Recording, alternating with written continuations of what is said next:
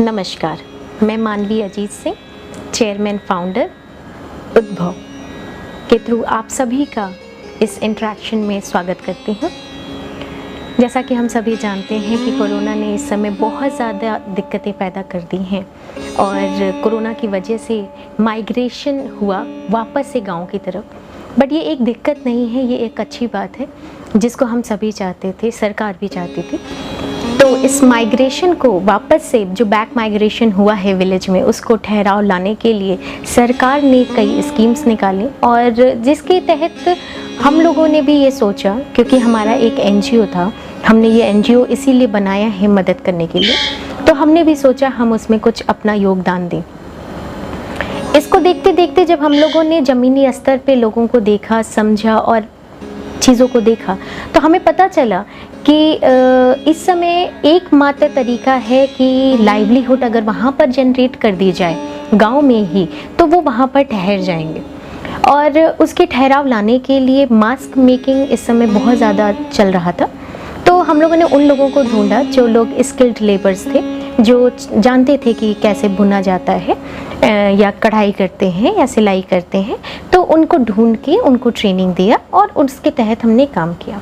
ये कुछ वीडियोस हम आपसे अभी इस दौरान शेयर करेंगे कि कैसे किस संघर्ष से वो लोग निकल के आए, बट वो आउटकम हमें अभी तक नहीं मिला है जो आउटकम हमें मिलना चाहिए था, क्योंकि उसमें हमारा और आपका, हम दोनों का उसमें साथ चाहिए। और इस साथ के लिए हम आपसे प्रयास करते रहते हैं और बार बार हम इंटरेक्शन करते हैं, सामने आते हैं और बोलते हैं, तो लेकिन आपको ज़मीनी स्तर की चीज़ों को कुछ अवगत कराते हुए हम वीडियोस में दिखाएंगे कि किस तरह से लोगों ने कैसे संघर्ष करके अपने जीवन के सारी चीज़ों को सामने लेके आए हैं। साथ ही साथ मैं यह कहना चाहूँगी कि हमारा एनजीओ अब नीति आयोग के द्वारा रिकॉग्नाइज्ड हो चुका है और एनजीओ दर्पण में वो अब सूचित है, तो इसके थ्रू हम गवर्नमेंट के और भी स्कीम्स को अवेल कर सकते हैं।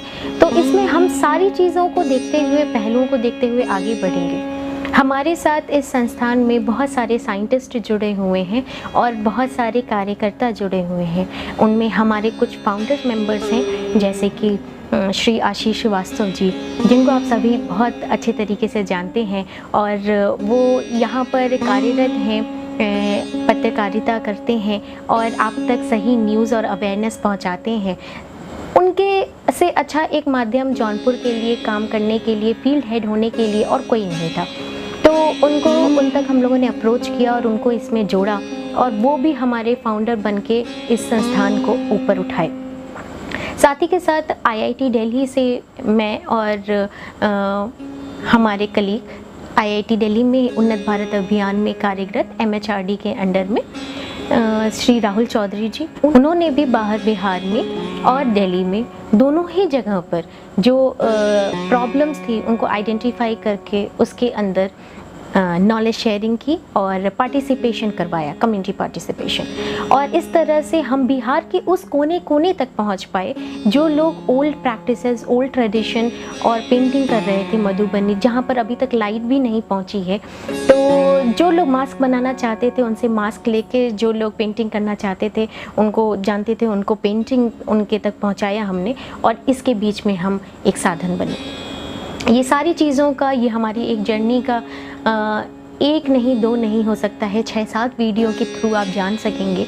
और मैं चाहूँगी कि आप इनकी तरफ पूरे सपोर्ट में आएँ और आगे बढ़ें और हमारा साथ दें, पूरा सहयोग दें।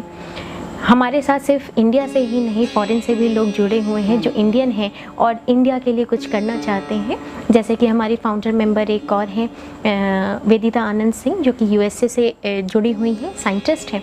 तो सबके बाइट्स आप सुनेंगे, सबके विचारधारा आप सुनेंगे इस पूरे जर्नी में, और मैं चाहूँगी कि इसी तरह से आप हमारा साथ देते रहें और हम लोग एक साथ विकास करें। सबका साथ, सबका विकास। जय हिंद, जय भारत।